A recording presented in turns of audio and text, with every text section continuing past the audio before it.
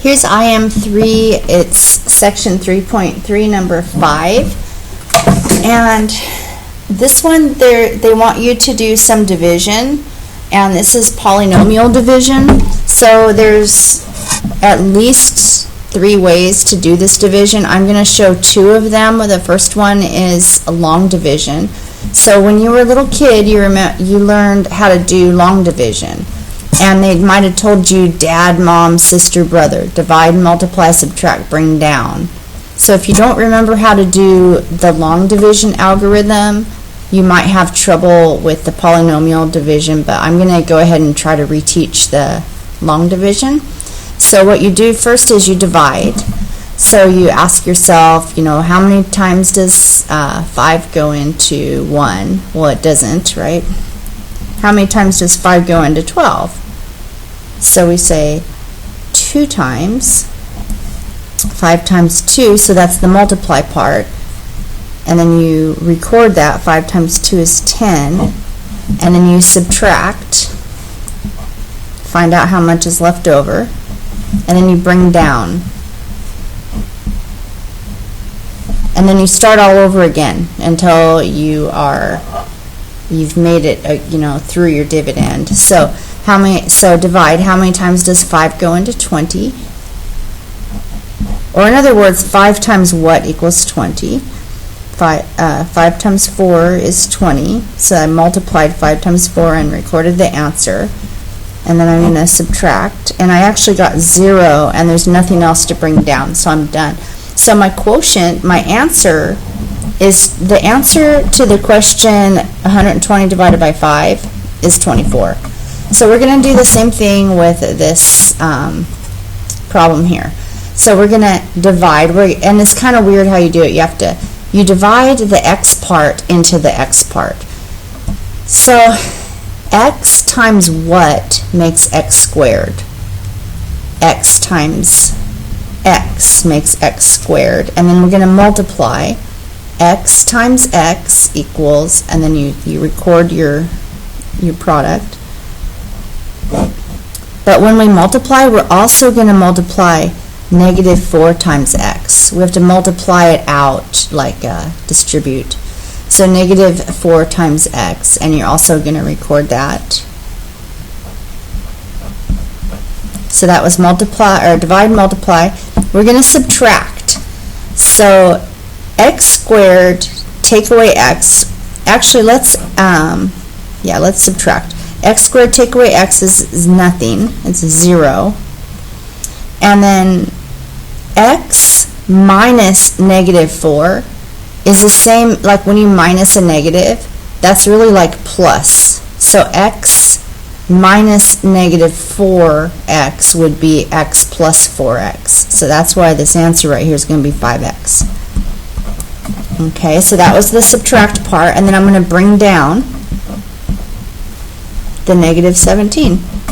And then I'm done with my 4th step, so I'm going to start back over at the top, divide. So divide the x into the x. How many times does x go into 5x? Well, x times 5 is 5x. I'm going to multiply. But I also have to do the negative 4. Negative 4 times 5x is negative 20.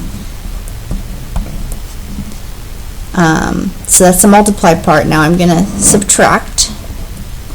When I subtract, I'm distributing this negative, or I'm just thinking of subtraction, like 5x take away 5x is 0. Negative 17 minus negative 20 is the same thing as negative 17 plus 20. So that's why I'm going to get a positive 3 right here. And that, I don't have anything else to bring down, so that is my remainder. So I'm going to write my answer like this. X plus 5. And then I'm going to write my remainder as positive. And I'm going to write it as a fraction. Oh, I should have made this one a fraction. Anyway, 3 over x minus 4. So sometimes, like, if you remember division from when you were in, like, elementary school, sometimes if you have a remainder, you could write R1 or something. Or you could write it as 24 and 1/5 if it were to have a remainder. So that's what's happening right here.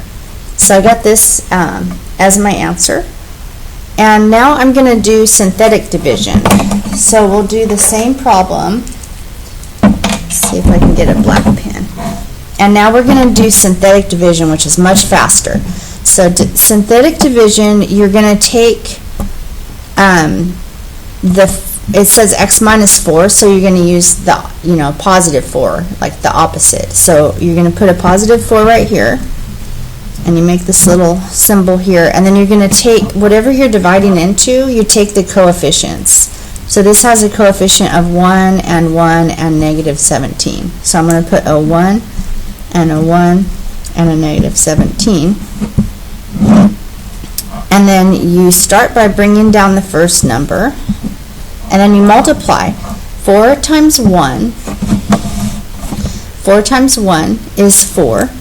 You record it right here, and then you don't subtract though, you add.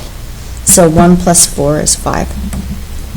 Okay, and then you go 4 times 5. So 4 times 5, maybe I should draw little lines, is 20. And then you add. So this is so easy, and then you get a 3. And then there's no more numbers over here. So these are my coefficients of my answer. So this is going to be, I started out with a second degree polynomial, so I'm going to take it down by 1 degree. So this will be first degree. This will be x plus 5, and that's my remainder. And 3 over x minus 4. So I can rewrite that as x plus 5 plus 3 over x minus 4. There are examples of this in your book. There's one on page 133. Oh, wait. Yeah. And just look in your book. There's examples, and they teach you how to do this.